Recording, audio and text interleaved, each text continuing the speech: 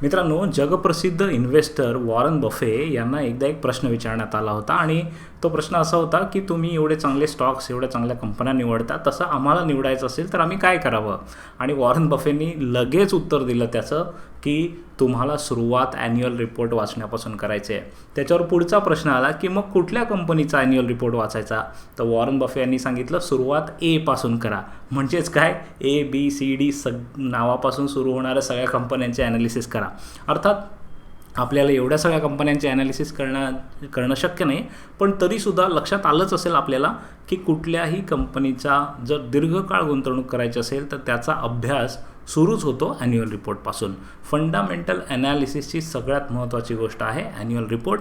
आणि आजच्या व्हिडिओमध्ये आपण तेच बघणार आहोत की आपल्या दीर्घकालीन गुंतवणुकीसाठी आपण कंपनीचा ॲन्युअल रिपोर्ट का शोधावा, कुठून शोधावा आणि कसा अभ्यासावा. चला तर मग सुरुवात करूया.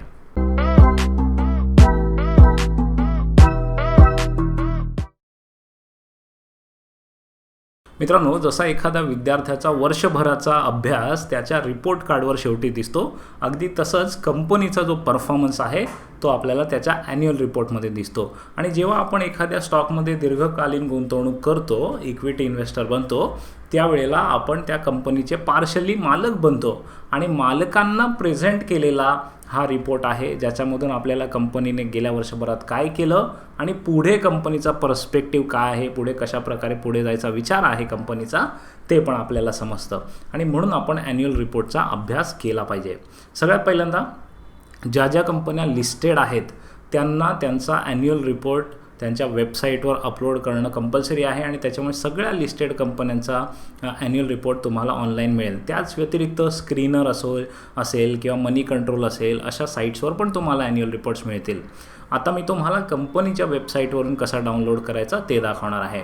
त्यासाठी सगळ्यात पहिल्यांदा आपण जे एक्झाम्पल घेतो आहे ते बजाज ऑटो या स्टॉकचं घेतो आहे. डिस्क्लेमर म्हणून सांगतो की हा स्टॉक रेकमेंडेशन नाही आहे, फक्त एक्झाम्पल म्हणून शिकण्यासाठी आपण आता ते बघूया. गुगलमध्ये जा आणि बजाज ऑटो ॲन्युअल रिपोर्ट आणि ज्या पण वर्षाचं तुम्हाला पाहिजे ते टाईप करा. बघा, इथे मी टाईप केलेलं आहे, सर्च केलं, हा पहिलाच इथे मला रिझल्ट मिळाला. प्रत्येक साईटवर, कुठल्याही लिस्टेड कंपनीच्या साईटवर गेलात तर तुम्हाला इन्व्हेस्टर सेक्शन दिसेल आणि त्या इन्व्हेस्टर सेक्शनमध्ये तुम्हाला रिपोर्ट दिसेल. आता इथे हा मला रिपोर्ट दिसतोय. हा रिपोर्ट त्यांनी वेबसाईटच्या फॉर्मॅटमध्ये पण ठेवलेला आहे आणि PDF कॉपी पण आपल्याला डाउनलोड करता येते. तर मी इथे ही डाउनलोडवर क्लिक करतो आणि मग ही PDF फाईल आपल्याकडे अशा प्रकारे ओपन होईल. सो हा बजाज ऑटोचा आपल्याकडे रिपोर्ट आलेला आहे. तुम्ही कुठल्याही लिस्टेड कंपनीचा अशा प्रकारे रिपोर्ट मिळवू शकता. चला, आता आपण ॲक्च्युली याच्यामध्ये काय अभ्यासावं ते बघूया. त्याच्या आधी एक बेसिक स्ट्रक्चर तुम्हाला सांगतो की प्रत्येक ॲन्युअल रिपोर्टमध्ये काही गोष्टी असतातच. त्या कोणत्या आहेत ते बघूया. इथे मी त्याची यादी केलेली आहे. कॉमन स्ट्रक्चर आहे, जनरली ऑलमोस्ट प्रत्येक ॲन्युअल रिपोर्टमध्ये तुम्हाला हे स्ट्रक्चर मिळेल. सगळ्यात पहिल्यांदा असते बोर्ड ऑफ डायरेक्टर आणि मॅनेजमेंटची इन्फॉर्मेशन. त्या बोर्डमध्ये कोणते कोणते डायरेक्टर आहेत, किती एक्झिक्युटिव्ह आहेत, किती नॉन एक्झिक्युटिव्ह आहेत. एक्झिक्युटिव्ह म्हणजे जे ॲक्च्युली डे टू डे बिझनेसच्या कामामध्ये काम करतात आणि जे नॉन एक्झिक्युटिव्ह आहेत ते फक्त बाहेरचे असतात, ते डे टू डे ॲक्टिव्हिटीमध्ये सहभागी नसतात. सो एक्झिक्युटिव्ह आणि नॉन एक्झिक्युटिव्ह डायरेक्टर कोणते आहेत, MD कोण आहे, CEO कोण आहे, CFO कोण आहे, की मॅनेजमेंट टीम कोण आहे, हे सांगितलेलं असतं. याचा अभ्यास कसा करायचा ते आपण पुढे बघूया. आता फक्त स्ट्रक्चर सांगतो आहे. त्याच्यानंतर दुसरं येतं ऑडिटर रिपोर्ट. कुठल्याही ॲन्युअल रिपोर्ट हा कंपनीने स्वतःहून बनवलेला असतो आणि प्रत्येकजण स्वतःबद्दल चांगलंच सांगणार.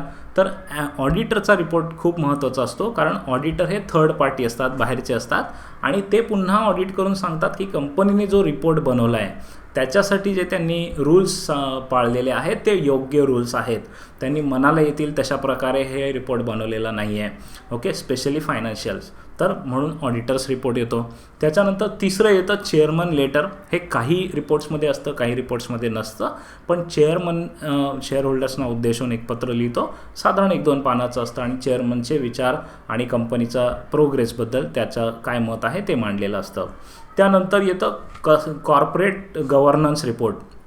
कंपनी कुठले कायदे पाळते, त्यांच्या पॉलिसीज काय आहेत आणि एक चांगलं नियमबद्ध मॅनेजमेंट आहे की नाही बिझनेसचं, ते याच्यामध्ये सांगण्यात येतं कॉर्पोरेट गव्हर्नन्स रिपोर्टमध्ये. त्यानंतर येतं मॅनेजमेंट डिस्कशन अँड ॲनालिसिस. हा ॲन्युअल रिपोर्टमधला सगळ्यात महत्त्वाचा भाग आहे. तुम्ही इतर काही न वाचता थेट इथपर्यंत पोचला तरी चालेल. तर मॅनेजमेंट डिस्कशन ॲनालिसिसमध्ये शेअर होल्डर्सना उद्देशून डिटेल्ड माहिती दिलेली असते की या वर्षभरात मॅनेजमेंटने काय केलं, इकॉनॉमी कशी होती, सेक्टर कसं होतं, नवे प्रॉडक्ट्स कोणते आणतायत, जुन्या प्रॉडक्ट्सचं काय चाललेलं आहे, मार्केट शेअर किती आहे, कंपनीचं ध्येय काय आहे, पुढच्या वर्षभरात मार्केट कसं दिसत आहे आणि ज्या कोणत्या रिस्क येणार आहे, त्या कोणते चॅलेंजेस येणार आहेत, त्याच्यासाठी कंपनी काय करते आहे, नवीन इनोव्हेशन काय आणते आहे, या सगळ्याबद्दल माहिती असते. काही रिपोर्ट्समध्ये तुम्हाला हा 2 पानाचं मिळेल, काही रिपोर्ट्समध्ये 25 पानाचं मिळेल, पण हा महत्त्वाचा भाग आहे. आता ॲन्युअल रिपोर्ट जो आहे तो काही 200 पानं, 400 पानं, 500 पानं पण असतो. सगळं काही वाचण्याची आपल्याला गरज नाही आहे. मी तुम्हाला नेमक्या गोष्टी सांगणार आहे ज्या आपल्याला ॲनालिसिस करायच्या आहेत. त्यानंतर आपण पुढे जाऊया. मॅनेजमेंट डिस्कशन अँड ॲनालिसिस नंतर येतो शेअर होल्डर इन्फॉर्मेशन. यामध्ये शेअर होल्डरशी संबंधित म्हणजे किती शेअर्स आहेत, प्राईस काय आहे, प्राईसचा ट्रेंड काय आहे, डिव्हिडंड किती दिला, शेअर ट्रान्सफर किती केले अँड सो ऑन. पण याच्यामध्ये एक महत्त्वाची गोष्ट येते की या कंपनीमध्ये कोणत्या कोणत्या शेअर होल्डर्सने पैसे गुंतवलेत. अर्थात सगळे जे मोठे इन्व्हेस्टर्स आहेत त्यांचीच फक्त माहिती असते, तर ती पण आपल्याला बघता येते, ती महत्त्वाची असते. त्यानंतर पुढचं सेगमेंट आहे कॉर्पोरेट सोशल रिस्पॉन्सिबिलिटी. सो प्रत्येक कंपन्यांना सोशल सामाजिक काम काहीतरी करायचं असतं, त्याच्यासाठी त्यांचे फंड किती आहेत, काय काम केलं, कशा प्रकारे समाजासाठी उपयोगी ठरते आहे कंपनी, ते मांडलेलं असतं. त्यानंतर येतं रिस्क मॅनेजमेंट पॉलिसी. कंपनीच्या समोर कोणत्या कोणत्या रिस्क आहेत आणि त्या रिस्क हँडल करण्यासाठी कंपनी काय करते आहे ते आपल्याला याच्यामध्ये बघायला मिळतं. त्यानंतर येतं रिलेटेड पार्टी ट्रान्झॅक्शन्स. बऱ्याच वेळेला कंपन्या त्यांच्याच इतर सबसिडी कंपन्या असतात किंवा ओनर्सच्या इतर कंपन्या असतात, त्या झाल्या रिलेटेड पार्टी. तर त्यांच्याबरोबर जो बिझनेस केलेला असतो, त्यांना कोणती ऑर्डर दिली आहे, त्यांच्याकडून कुठला माल घेतला आहे, हे शेअर होल्डर्सना समजणं खूप महत्त्वाचं असतं. अदरवाईज बऱ्याच वेळेला चोरी होईल. कंपनी आपल्याच नावाने दुसरी एक सबसिडी ओपन करेल आणि त्याच्याबरोबर बिझनेस करत राहील. तर अशा प्रकारचा डेटा जो आहे तो शेअर होल्डर्ससमोर ट्रान्सपरंटली दिसला पाहिजे. म्हणून रिलेटेड पार्टीबरोबर काय काय ट्रान्झॅक्शन केले ते पण ॲन्युअल रिपोर्टमध्ये सांगणं गरजेचं असतं. हा भाग आपल्याला बघायचा आहे. त्यानंतर सगळ्यात महत्त्वाचा भाग येतो तो म्हणजे फायनान्शियल स्टेटमेंट्स. ॲन्युअल रिपोर्टमध्ये कंपनीचे 3 मुख्य फायनान्शियल स्टेटमेंट असणं गरजेचं आहे. पहिलं आहे प्रॉफिट अँड लॉस स्टेटमेंट, त्याला आपण इन्कम स्टेटमेंट पण म्हणतो. कंपनीने टोटल किती रेव्हेन्यू आणला आहे, टोटल बिझनेस किती केला, त्यातलं प्रॉफिट किती होतं, हे आपल्याला प्रॉफिट अँड लॉसमध्ये बघायला मिळतं. त्याच्यानंतर दुसरा महत्त्वाचा रिपोर्ट असतो बॅलन्स शीट. बॅलन्स शीटमध्ये कंपनीकडे किती संपत्ती आहे, किती असेट्स आहेत आणि किती देणी आहेत, लायबिलिटीज आहेत, ते आपल्याला बघता येतं. आणि तिसरा रिपोर्ट्स आहे कॅश फ्लो स्टेटमेंट, ज्याच्यामध्ये ॲक्च्युली कॅश किती येते आणि कंपनीकडून कॅश किती बाहेर जाते त्याचा अभ्यास असतो, तो कॅश फ्लो स्टेटमेंट. हे 3ही स्टेटमेंट अत्यंत महत्त्वाचे आहेत आणि याच्या पुढील व्हिडिओजमध्ये मी तुम्हाला ते 3ही एक व्हिडिओमध्ये एक्सप्लेन करून सांगणार आहे, कारण ते डिटेलमध्ये अभ्यासायचे आहेत. घाबरू नका, याच्यासाठी तुम्हाला कॉमर्सचं ज्ञान असणं गरजेचं नाही आहे, फायनान्सचं ज्ञान असणं गरजेचं नाही आहे. मी अगदी सोपं करून बेसिक पासून सुरुवात करून तुम्हाला माहिती सांगणार आहे, पण त्याची माहिती घेण्यासाठी वेळ लागेल, त्याच्यामुळे ते आज आपण या व्हिडिओमध्ये बघणार नाही.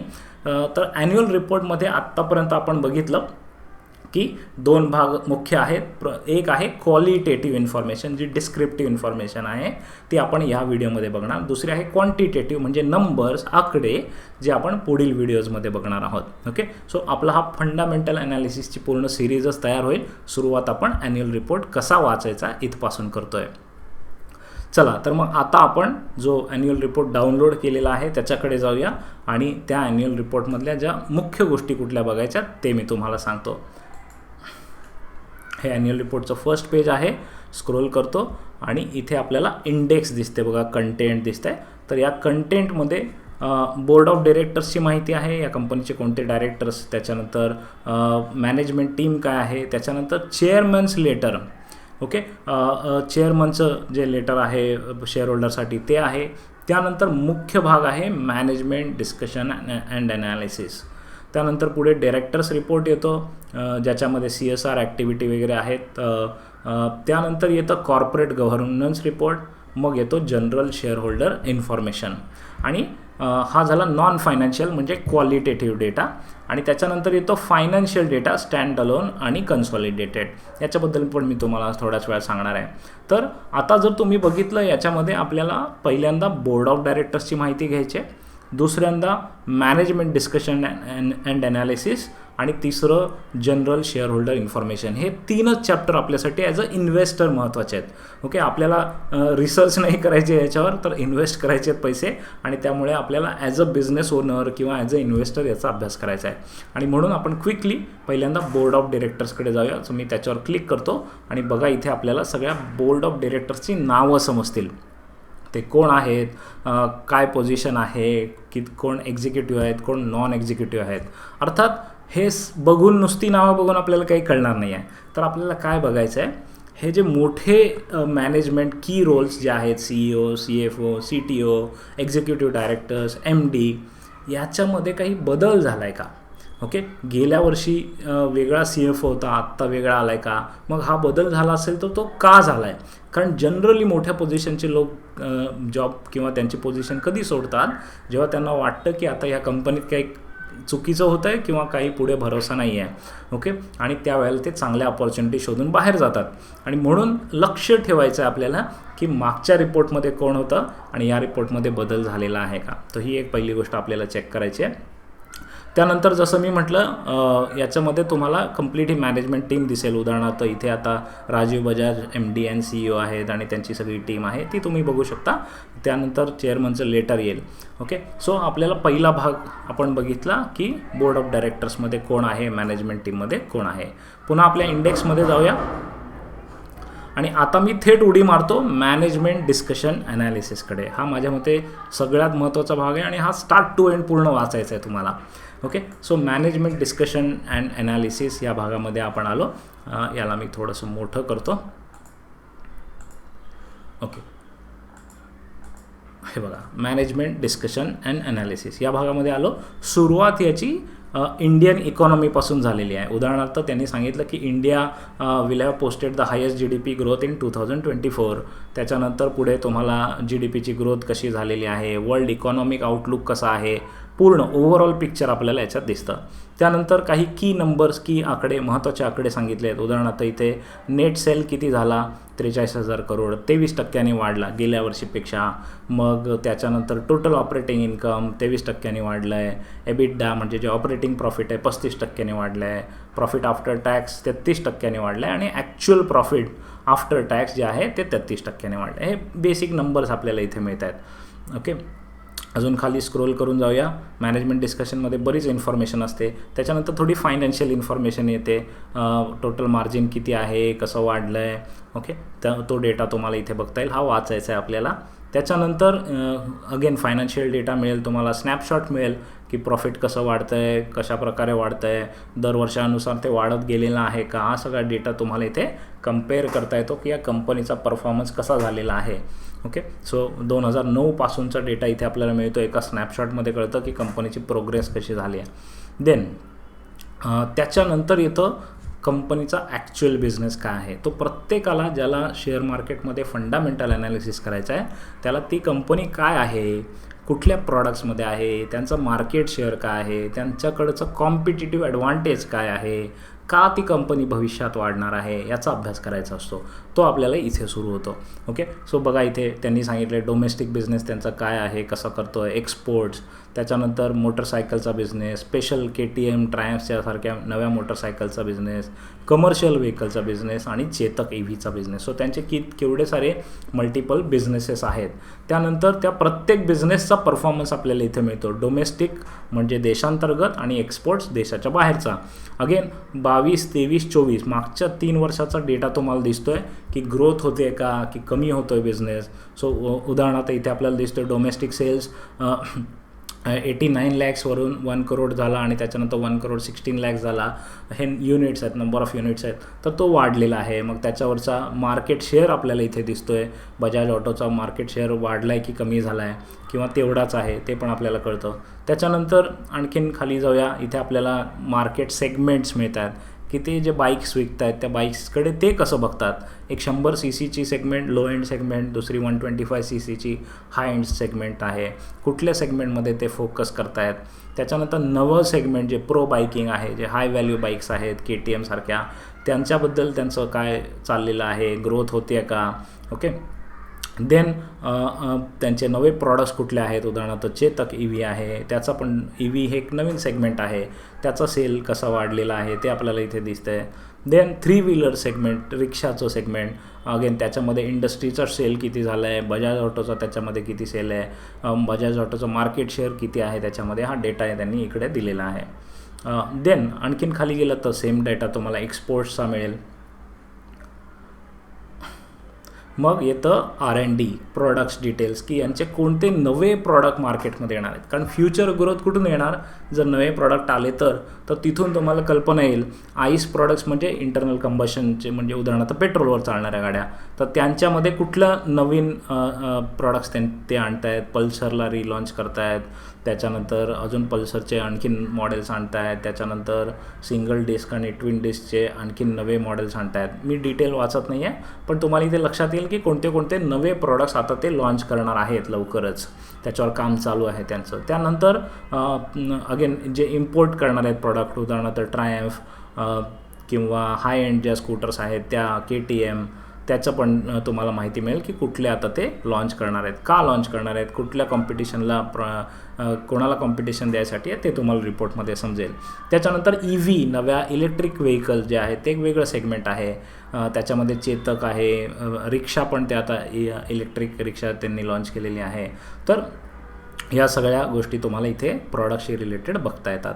त्यानंतर कंपनीचं ऑपरेशन्स, म्हणजे ही मॅन्युफॅक्चरिंग कंपनी आहे, तर ते कुठे मॅन्युफॅक्चर करत आहेत, त्यांचे प्लांट्स कोणते, तिथे काय त्यांचं काम चाललेलं आहे, तिकडे कशा प्रकारे त्यांना कोणते सर्टिफिकेशन मिळालेत का, कुठलं प्राईज मिळालं आहे का, ते सगळी माहिती तुम्हाला इथे मिळते. प्लांट्सची माहिती मिळते, कुठे प्लांट आहे, त्याची कपॅसिटी काय आहे, टोटल गाड्या बनवायची किती कपॅसिटी आहे ही तुम्हाला माहिती मिळेल. ओके. आणि त्याच्यानंतर ह्युमन रिसोर्स, मॅनपॉवरबद्दल पण माहिती मिळेल. सो ही झाली basic management discussion and analysis. याच्यामध्ये तुम्हाला कंप्लीट कंपनीचा पर्स्पेक्टिव्ह कळतो, गेल्या वर्षात काय केलं आणि पुढे कंपनी काय करणार आहे. तर हा सगळ्यात महत्त्वाचा भाग आहे. त्याच्यानंतर पुन्हा आपण आणखीन एका महत्त्वाच्या भागाकडे जाऊया, जिथे मला तुम्हाला सांगायचं आहे की शेअर होल्डर इन्फॉर्मेशन जी आहे तिसरी, ती आपल्याला बघायची आहे. तर आपण 2 गोष्टी बघितल्या, बोर्ड ऑफ डायरेक्टर्स, त्याच्यानंतर मॅनेजमेंट डिस्कशन बघितलं, त्याच्यानंतर जनरल शेअर होल्डर इन्फॉर्मेशन जी आहे त्याच्याकडे जाऊया. इथे आपल्याला फार माहिती नाही घ्यायची आहे जनरल शेअर होल्डर इन्फॉर्मेशनमध्ये, कारण इथे बेसिकली शेअर होल्डर्सची मीटिंग कधी झाली, कशी झाली, डिव्हिडंड कसा दिला, किती दिला, ती माहिती आहे. पण ॲज अ इन्व्हेस्टर तिथे फार लक्ष घालू नका. मी इथे थेट 114 पानावर गेलो आणि हे पान जे आहे बेसिकली शेअर होल्डिंग पॅटर्नचंच आहे. आणि इथे आपल्याला डिस्ट्रीब्युशन ऑफ शेअर होल्डिंग दिसतं आहे की प्रमोटरचे शेअर्स किती आहेत, मुख्य कंपनीचे मालक जे आहेत प्रमोटर्स, त्यांचे शेअर्स किती आहेत, ते तुम्हाला कम्पेअर करायचं मागच्या वर्षीपेक्षा बदललं आहे का. आता इथे बघा बजाजच्या प्रमोटर्सचं मागे 54.98 होतं, यावेळेला 55 आहे. सो मेजर फरक नाही आहे. ओके. खूप जास्त फरक असेल जर तुम्हाला वाटलं की गेल्या वर्षीपेक्षा यावर्षी प्रमोटरचे शेअर्स कमी आहेत, याचा अर्थ प्रमोटरलाच भरोसा नाही आहे पुढच्या ग्रोथवर, म्हणून त्याने त्याचे शेअर्स विकून टाकलेत असा होतो. आणि म्हणून जिथे जास्त बदल तुम्हाला दिसेल गेल्या वर्षीपेक्षा तिथे धोक्याची घंटा आहे, हे तुम्ही समजू शकता. त्याच्यानंतर FII, FPIची किती इन्व्हेस्टमेंट आहे, मागच्या वर्षी 12% होते, यावर्षी 14%. सो बाहेरून पैसा आलेला वाढला आहे, याचा अर्थ FIIचा कॉन्फिडन्स वाढला आहे कंपनीमधला, म्हणून त्यांनी पैसा वाढवला आहे. किंवा म्युच्युअल फंडने मागच्या वेळेला 3% इन्व्हेस्टमेंट होती, यावर्षी 5% इन्व्हेस्टमेंट आहे. अगेन म्युच्युअल फंडचा पण कॉन्फिडन्स कंपनीमध्ये वाढलेला आहे, आउटलुक त्यांना भविष्य चांगलं दिसते म्हणून त्यांनी पैसा आणलेला आहे. सो हा एक आपल्याला इथे ॲनालिसिसमधून गोष्ट समजते. आणि त्याच्यानंतर चौथी महत्त्वाची गोष्ट जी आपल्याला ॲनालाइज करायची आहे ती आहे, पुन्हा एकदा इंडेक्समध्ये जाऊ दे मला, इंडेक्समध्ये आपण आलो. आणि आता ही जी आहे क्वालिटेटिव्ह इन्फॉर्मेशन आपण बघितली. पुढे जे आहे ती इन्फॉर्मेशन नंबर्सची आहे, क्वांटिटेटिव्ह इन्फॉर्मेशन आहे, फायनान्शियल डेटा आहे. याच्यामध्ये 2 प्रकारचा डेटा तुम्हाला मिळेल, एक असेल स्टँड अलोन, दुसरा असेल कन्सॉलिडेटेड. स्टँड अलोन म्हणजे काय, या कंपनीच्या अनेक सबसिडरी कंपनी असतात. ओके. त्या सबसिडरी कंपनीचा जो बिझनेस आहे, प्रत्येक कंपनी वेगवेगळी असते. बजाज ऑटोच्या अंडर आणखीन 3-4 वेगवेगळ्या कंपन्या असतील, तर त्या कंपन्यांचा जो फायनान्शियल डेटा आहे प्रत्येकाचा वेगळा अभ्यासाचा असेल तर तो स्टँड अलोनमध्ये येईल. आणि पूर्ण कंपनी लेवलचा आपल्याला बघायचा असेल, जो ऑब्व्हियसली आपण पूर्ण कंपनीमध्ये इन्व्हेस्ट करतोय म्हणून नेहमी कन्सॉलिडेटेड बघा, अदरवाईज आणखीन खोलात जायची गरज लागणार नाही. कन्सॉलिडेटेड फायनान्शियल स्टेटमेंट्स तुम्हाला बघायचं आहे. जेव्हा तुम्ही कन्सॉलिडेटेड फायनान्शियल स्टेटमेंटमध्ये जाल तेव्हा तुम्हाला 3 स्टेटमेंट दिसतील. पहिला असेल इन्कम स्टेटमेंट, कंपनीचा त्या वर्षातला परफॉर्मन्स आपल्याला दिसेल. ओके, त्याला प्रॉफिट अँड लॉस स्टेटमेंट असं पण म्हणतात. हे बघा, कन्सॉलिडेटेड फायनान्शियल स्टेटमेंट. आणि इथे बरेच तुम्हाला डिटेल्स मिळतील, ऑडिटर रिपोर्ट मिळतील, पण आपल्याला ते सगळं वाचायची गरज नाही आहे. पहिला प्रॉफिट अँड लॉस स्टेटमेंट, दुसरा बॅलन्स शीट, तिसरा कॅश फ्लो, आणि चौथी एक गोष्ट असते ती असते नोट्स. ही नोट्स बरेच जण वाचत नाही, पण ती खूप महत्त्वाची असते. जो पण डेटा या फायनान्शियल स्टेटमेंटमध्ये असतो त्या प्रत्येक डेटासाठी आणखीन ॲडिशनल इन्फॉर्मेशन दिलेली असते नोट्समध्ये. म्हणजे फायनान्शियल रिपोर्ट वाचताना आपल्याला 4 गोष्टी वाचायच्या आहेत: profit and loss statement, balance sheet, cash flow आणि नोट्स. ओके, तर या 4ही गोष्टी आपल्याला वाचायच्या आहेत. पुढील व्हिडिओजमध्ये मी तुम्हाला ते सांगणार आहे. पहिला आपण प्रॉफिट अँड लॉस स्टेटमेंटचा एक डिटेल व्हिडिओ करणार, त्याच्यानंतर बॅलन्स शीट, त्याच्यानंतर कॅश फ्लो. सो मित्रांनो, अशा प्रकारे तुम्हाला ॲन्युअल रिपोर्ट वाचायचा आहे. आता हा व्हिडिओ तुम्हाला आवडला का ते मला कमेंट्समध्ये सांगा, हे समजलं का ते मला कमेंटमध्ये सांगा. आणि जेव्हा या व्हिडिओला 100पेक्षा जास्त कमेंट्स येतील त्यावेळेला मी पुढचा व्हिडिओ बनवेन. ओके, जर तुम्हाला प्रॉफिट अँड लॉस स्टेटमेंट शिकायचं असेल, फायनान्शियल डेटा शिकायचा असेल, तर कमेंट्समध्ये तसं मला लिहून कळवा, तुमच्या प्रतिक्रिया कळवा. जेव्हा 100पेक्षा जास्त कमेंट्स येतील तेव्हा मी नवा व्हिडिओ बनवायला घेईन आणि मग आपला फंडामेंटल ॲनालिसिस अशा प्रकारे आपण कंप्लीट करूया. व्हिडिओ कसा वाटला ते मला नक्की सांगा. आणि अशाच अनेक महत्त्वाच्या फायनान्शियल, बिझनेस, मॅनेजमेंट, पर्सनल डेव्हलपमेंटच्या टिप्ससाठी आमचा व्हॉट्सॲप चॅनल तुम्ही जॉईन केला का तो नक्की करा. तो फ्री आहे, खाली त्याची लिंक पण देतो आहे, त्याच्यावर क्लिक करा आणि आजच या व्हॉट्सॲप चॅनलमध्ये पण सहभागी व्हा. सोबत आमच्या यूट्यूब चॅनलला पण सबस्क्राईब करा. की बरेच लोक मी बघतोय, खूप व्ह्युअर्स आहेत पण सबस्क्रायबर्स कमी आहेत. सो तुम्ही फक्त व्हिडिओ बघून जात असाल तर एक सबस्क्राईब नक्की करा या चॅनलला. तुम्हाला पुढच्या व्हिडिओचे अपडेट्स नक्की मिळत राहतील. Thanks a lot. All the best.